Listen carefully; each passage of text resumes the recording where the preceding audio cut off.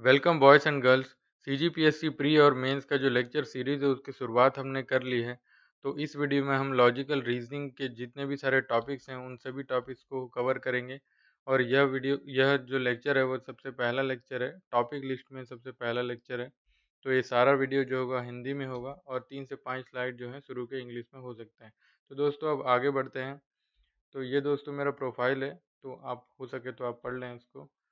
और यदि आप लॉजिकल रीजनिंग की तैयारी शुरुआत से करना चाहते हैं तो ऊपर दिए गए लिंक पर क्लिक करके आप वीडियो को सबसे शुरुआत से देख सकते हैं। तो दोस्तों अब आगे बढ़ते हैं और सबसे पहले बात करते हैं कि स्ट्रेटजी फॉर द टॉपिक्स, यानी कि जितने भी लॉजिकल रीजनिंग के टॉपिक्स को जो मैं पढ़ाऊंगा तो क्या क्या जो है स्ट्रेटजी है मेरी। तो सबसे पहले उस टॉपिक का मैं आपको बेसिक्स बताऊंगा कि क्या बेसिक है उस टॉपिक का। उसके बाद मैं आपको कुछ एग्जांपल्स बताऊंगा विद सॉल्यूशन।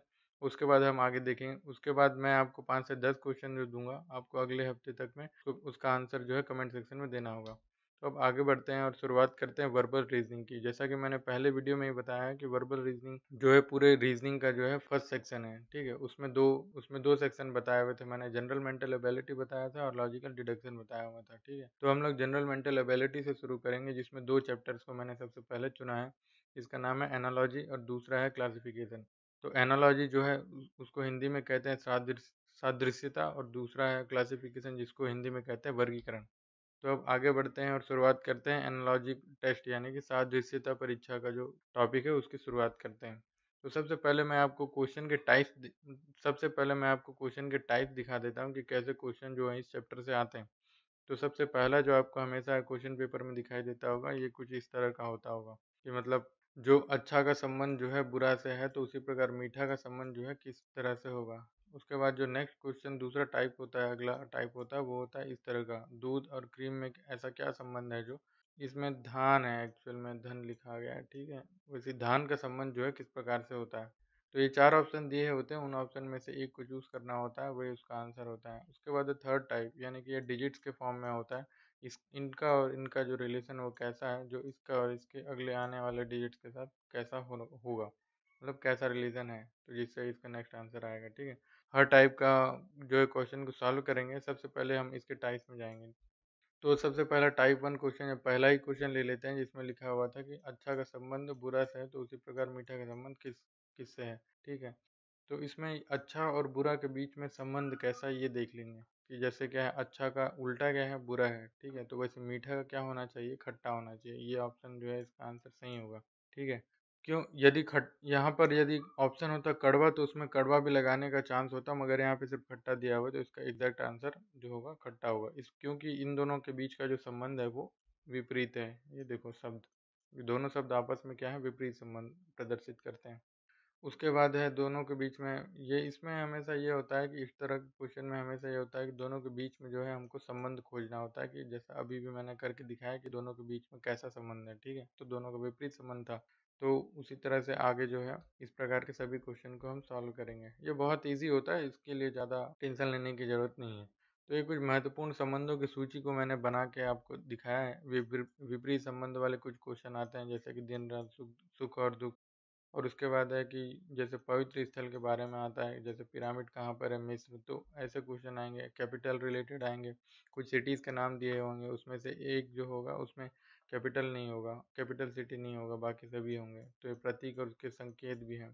तो ऐसे टाइप के बहुत सारे रिलेशन होते हैं, डिवाइस और उसका यूज़, और ये उसके डॉक्टर और उसके कार्य वगैरह होते हैं। फिर ये जानवर जो उसके आवाज़ों से रिलेटेड होता है, कि कुत्ते का जैसा भौंकना होता है, शेर दहाड़ना होता है, वैसे। तो ये उपकरण है, जैसे हैग्रोमीटर का होता है, आर्द्रता और स्केल का यूज़ करते हैं, लंबाई। तो ऐसा पूरा जो है महत्वपूर्ण संबंधों की सूची बहुत सारा होता है। ऐसा आपको सिर्फ अपने दिमाग से सॉल्व करना है, ऐसा नहीं है कि यहाँ से पूरा रट लिए 7-8, ऐसा नहीं होता है। आगे बढ़ते हैं अब।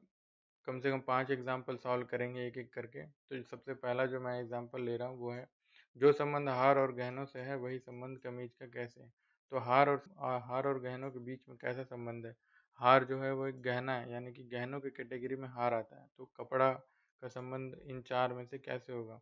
तो कपड़ा, जो कमीज है उसका संबंध जो है कपड़े से होगा, ठीक है। क्यों, क्योंकि कपड़े की कैटेगरी में कमीज आता है, ठीक है। उसके बाद नेक्स्ट क्वेश्चन की बात करें तो ये सूरज जिस प्रकार से तारे से संबंधित है, उसी प्रकार शनि किस प्रकार कि शनि किस प्रकार जो है इन 4 में से संबंधित होगा। तो सूरज क्या है? एक तारा है ना? हम बचपन में स्कूल में पढ़ते थे, सूरज क्या है? एक तारा है। तो वैसे शनि क्या है? एक ग्रह, प्लैनेट है, ठीक है? तो ये क्या है? तारों की कैटेगरी में सूरज आ गया। तो वैसे ही ग्रहों की कैटेगरी में कौन आ जाएगा? शनि, ठीक है? तो ऐसा आंसर ढूँढना होता है हमें।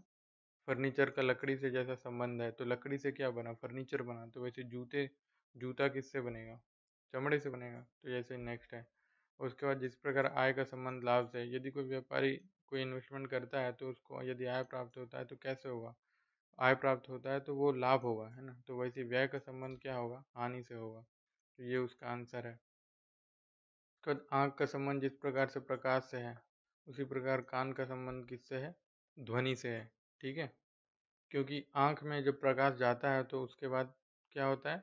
हमें दिखाई देता है, ठीक है? उसी प्रकार कान में जब ध्वनि जाएगा तब हमें सुनाई देगा, है ना? तो ये क्वेश्चन में कन्फ्यूज़न हो सकता है, मुझे भी हुआ था अभी। उसके बाद अब आगे बढ़ते हैं, टाइप 2 क्वेश्चन को देखते हैं। तो इसमें जो है पूरा टाइप 1 में हमने देखा था जो क्वेश्चन था वो किस फॉर्म में था? पूरे सेंटेंस के फॉर्म में था, ठीक है? लेकिन ये जो टाइप 2 क्वेश्चन होता है इसमें सेंटेंस के फॉर्म में ना होकर के इस फॉर्म में होता है। हालाँकि वही मतलब है कि जैसे इसका रिलेशन जो है इसके साथ कैसा है, तो इसका रिलेशन अगले वाले उन 4 ऑप्शन में से किसके साथ होगा, ठीक है? तो ये जो है जैसे दूध से क्या बना? क्रीम बना। तो धान से क्या बनेगा? चावल। तो ऐसा ही है, ठीक है? वो सेंटेंस ऑफ फॉर्मेशन जो है वो चेंज हो गया है। अब जो है प्रेजेंटेशन ऑफ सेंटेंस जो है इस तरीके का हो गया है। तो जैसे चूजा किससे आया? मुर्गी से आया।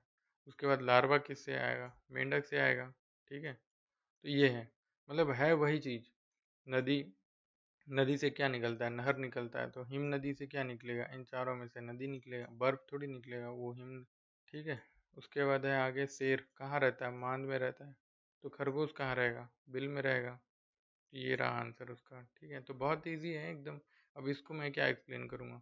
उसके बाद अब बहुत सारे क्वेश्चन जो हैं इसी टाइप 2 के से रिलेटेड जो है मैंने आपको यहाँ पे दे दिया है, ठीक है? आप खुद से सॉल्व करें, कमेंट नहीं भी करेंगे तो भी चलेगा, लेकिन सॉल्व करें कम से कम, ठीक है? तो ये क्वेश्चन जो है आप लोग वीडियो को जो है पॉज करके क्वेश्चन का आंसर चेक कर लेंगे, ये दे देंगे, ठीक है? उसके बाद चलते हैं टाइप 3 के क्वेश्चन में। टाइप 3 क्या होता है? पूरे डिजिट बेस्ड होता है, ठीक है?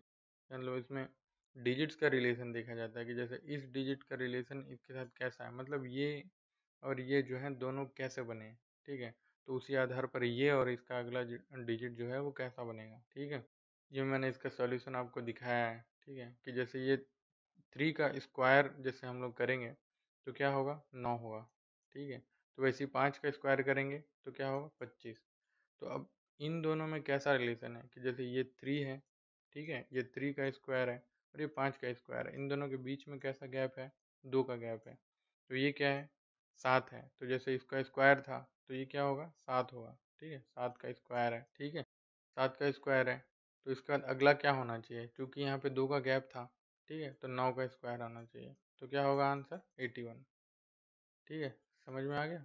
तो चलो अब आगे बढ़ते हैं। ये थोड़ा जो जो डिजिट्स वाले क्वेश्चन है वो आपके बेसिक मैथ्स पर डिपेंड करता है, ठीक है? बेसिक मैथ्स मतलब जैसे आपको अच्छे से एडिशन आता है, मल्टीप्लिकेशन यानी कि जोड़ घटाना गुणा भाग जितने भी स्क्वायर हैं, क्यूब है, ठीक है? ये यदि आपको अच्छे से बेसिक मैथ्स आपका क्लियर है तो आपको जल्दी बन जाएगा। नहीं तो शुरुआत में वैसे भी टाइम लगता है कि जैसे अब क्वेश्चन को देखते ही समझ में नहीं आएगा, ठीक है? तो सबसे पहले दोस्तों यदि कुछ समझ में ना आए तो सबसे पहले ये करें कि इसका स्क्वायर देख लें कभी भी, ठीक है? जैसे ये क्या है? 3 का स्क्वायर हो गया 9, तो 5 का स्क्वायर क्या हो गया? 5, 5 का स्क्वायर हो गया 25, ठीक है? तो ये देख लें। उसके बाद जैसे 7 का स्क्वायर, तो सबसे पहले स्क्वायर चेक कर लें, ठीक है? ये बहुत ईजी होता है। स्क्वायर के बाद क्यूब चेक कर लें। उसके बाद अब चलते हैं नेक्स्ट क्वेश्चन में। ये उससे दूसरे टाइप का क्वेश्चन होगा, ठीक है? कि जैसे ये 9 है, ठीक है? तो 9 का स्क्वायर क्या हुआ? 81। तो 81 में यदि 1 माइनस कर दूँ तो कितना हो जाएगा? 80 हो जाएगा, ठीक है? तो वैसा ही हुआ है इसमें भी, ये देखिएगा 9 है, ठीक है? इसी का स्क्वायर के -1 में है ये, ठीक है? इसका स्क्वायर है, उसके बाद -1 है, ये देखो 9 स्क्वायर -1 इक्वल टू 80, ठीक है? तो अब आपको ये समझ में आ गया होगा कि इन दोनों जो है कैसे फॉर्म हुआ है। इसका स्क्वायर और इसका स्क्वायर किया और -1 किया तो ये आ गया, ठीक है? तो वैसे ही इसका स्क्वायर करेंगे, ठीक है? यहाँ का डिजिट लाने के लिए इसका स्क्वायर किए फिर -1 किए तो आ जाएगा। तो क्या आ जाएगा आंसर? ये आ जाएगा आंसर, ये देखो 100 का स्क्वायर किए तो क्या हो गया 10,000 आ गया। तो 10,000 माइनस 1 कितना हुआ 9,999। तो उसके बाद ये तीसरे टाइप का क्वेश्चन है। इसमें क्या है प्राइम नंबर वाला क्वेश्चन है कि मतलब देखो ये जैसे प्राइम नंबर क्या होता है कि वह नंबर जो खुद से डिवाइड हो और 1 से डिवाइड हो, ठीक है, उसके अलावा किसी से डिवाइड नहीं होता। तो जैसे 11 है तो ये प्राइम नंबर है, ठीक है। 17 जो है प्राइम नंबर है। तो ये कैसे मतलब 11 हुआ फिर 17 हुआ, बीच में एक और प्राइम नंबर होगा। 11 के बाद होता है 13वां नंबर, 13 डिजिट जो है वो होता है प्राइम नंबर, ठीक है। तो एक प्राइम नंबर का गैप है इसके बीच में। अब आपको ये समझ में आया, ये पहला प्राइम नंबर हो गया, उसके बाद फिर सेकंड नेक्स्ट प्राइम नंबर, उसके बीच में एक और प्राइम नंबर है, यानी कि एक प्राइम नंबर का गैप है। तो वैसे क्या होगा, ये एक प्राइम नंबर है, उसके बाद एक और नेक्स्ट इसके बाद का प्राइम नंबर क्या होगा 23 होगा। तो ये छोड़ देना है, जैसे एक का गैप है जैसे यहाँ पे अभी देखा। तो उसके बाद क्या होगा नेक्स्ट प्राइम नंबर क्या होगा 29, ठीक है। तो ये आंसर हो गया। उसके बाद अब आगे बढ़ते हैं, ये देखिए, ठीक है, ये वैसे ही बनाया हुआ है। तो उसके बाद फोर्थ टाइप का क्वेश्चन, इसमें क्या डिफरेंस है, ठीक है, कि मतलब इसके बीच में और इसके बीच में कितने का डिफरेंस है, ठीक है। तो उतना ही डिफरेंस इसके और नेक्स्ट वाले डिजिट के बीच में होगा, ठीक है। जब एकदम बहुत बड़ा हो, बहुत बड़ा डिजिट हो जैसा कि ये दिया हुआ है, तो आप स्क्वायर चेक करना है सबसे पहले, फिर क्यूब चेक करना है, उसके बाद फिर डिस्टेंस चेक कर लेना है, यानी कि डिफरेंस चेक कर लेना है। तो इन दोनों के बीच में जो डिफरेंस है वो 89 का डिफरेंस है, ठीक है। घटाएंगे तो आपको पता चल जाएगा 89 का डिफरेंस है। तो वैसे डिफरेंस बेस्ड क्वेश्चन है। तो इसके बाद कितना होगा, ये 89 यदि 159 में जोड़ देंगे तो आ जाएगा आंसर। तो आंसर हो जाएगा, जैसे इसमें जोड़ लेते हैं हम लोग, 159 को जोड़ लिए, ठीक है। तो कितना हो जाएगा 159 में 89 जोड़ देंगे तो 18, ठीक है। तो यहाँ पे देख लो 18 8, ठीक है। उसके बाद आया 15 8 8 5 23 24, यानी कि ये होगा आंसर, ठीक है। नेक्स्ट है ये 343 और ये। तो देखो ये जो है ये सिंगल डिजिट था और ये अचानक से क्या हुआ, इतना बड़ा डिजिट कैसे बन गया। तो या तो स्क्वायर होगा या तो क्यूब होगा। अब ये आपको फाइंड आउट करना है, ठीक है, कि स्क्वायर होगा या क्यूब होगा। ये देखो, तो जैसे ये जो है शुरू डिजिट था, ठीक है, 3 का ही यदि 3 की घात यदि 5 होगा तो क्या आंसर होगा 343। मैंने पहले ही बताया कि क्यूब होगा या स्क्वायर होगा, दोनों में से कोई भी चीज़ होता है यदि अचानक से कोई डिजिट बड़ा हो जाता है, ठीक है। तो वैसे ही इसके बाद ये 5 दिया हुआ है, ठीक है। यदि 5 की घात मैं 5 कर दूं तो कितना आंसर हो जाएगा, ये हो जाएगा दोस्तों, ठीक है।